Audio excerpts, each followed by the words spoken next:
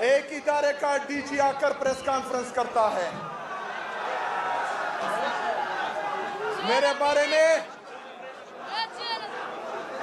میں غلط الفاظ کا استعمال کرتا ہے، لیکن میں پختون قبائلی ہوں۔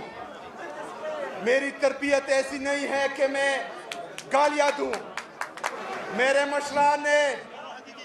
میرے پختون قبائلی مشران نے ہمیں ہمیشہ پاکستان سے اور پاکستانی اداروں سے محبت کرنا سکھایا ہے۔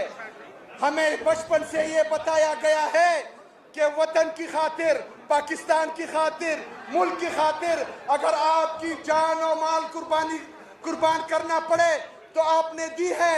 پوری دنیا نے دیکھا کہ ہم نے 80,000 سے زیادہ اپنی جانوں کا قربانہ اس پاکستان کے لیے پیش کیا۔ ہم نے قربانی دی ہے اس پاکستان کے لیے، اس پاکستان کو سرسبز اور شاداب دیکھنے کے لیے، ترقی یافتہ دیکھنے کے لیے ہم نے اپنا خون بہایا ہے، ہم نے اس کے لیے اپنی قربانیاں دی ہے۔